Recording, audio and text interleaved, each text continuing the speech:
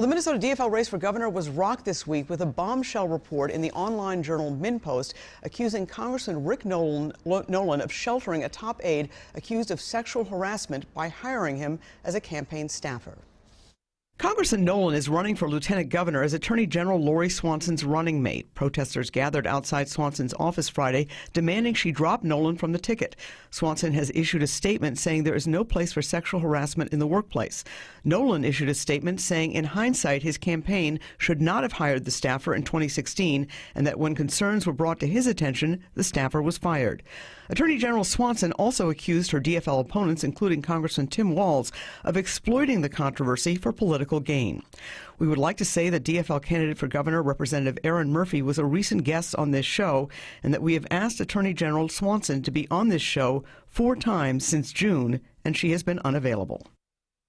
And now we would like to welcome to the show Congressman Tim Walz, who, of course, is another one of the DFL candidates running for governor. Congressman Walz, thank you so much for coming on. Thank you for having me, Esme. We do want to get to issues in this race, but I do want to ask you about this allegation from Lori Swanson that you are using this situation, the allegations involving the Nolan staffer, for political gain because you are behind in the polls.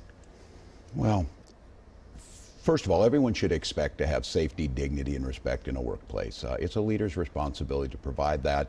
In this case, it was utter lack of leadership. No one's disputing the fact that these allegations happen, but it's these types of statements from Lori Swanson that prevent women from telling their stories, from coming forward. And that's what has to change so that these types of situations stop. Okay. Her statement suggests that the staffer now works for you and that you may be been behind the whole thing. Is that true? Well, it's not true, but the fact of the matter is the reporter doing this story, I believe, spoke to 8 or 9 individuals, and they approached someone, the reporters approached someone who worked in my office, and that staffer, that individual, came and asked me and asked our team if we were comfortable with her telling her story, and my response was, I am comfortable with what's ever best for you and I stand with you on it. But once again, this lack of leadership, this victim blaming, this making it, no one again, on Friday, an audio tape was released of Congressman Nolan addressing his employees in his congressional office, again putting the onus of responsibility for assaults onto women and the victims. Unacceptable, total failure of leadership.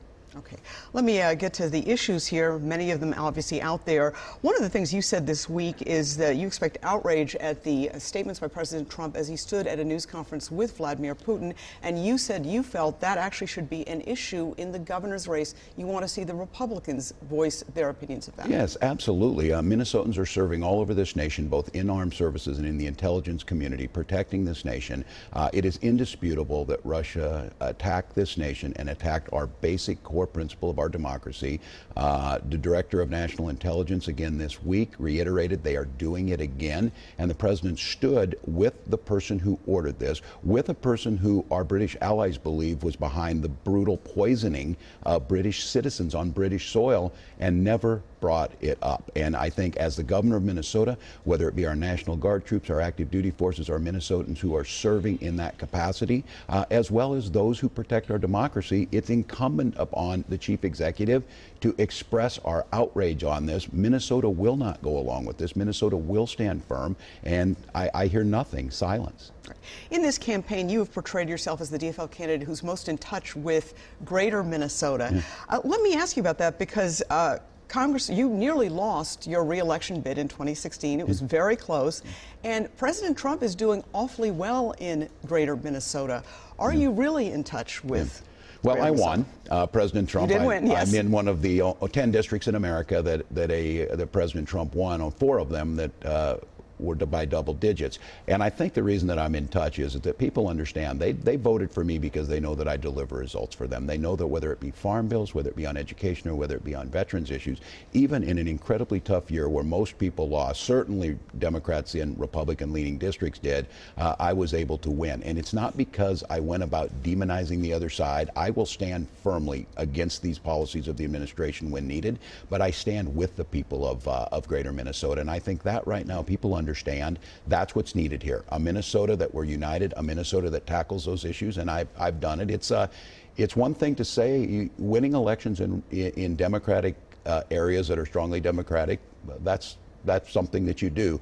Winning in a Republican area is something that very few people do, and I've done it. All right, we have just short time left here in this segment.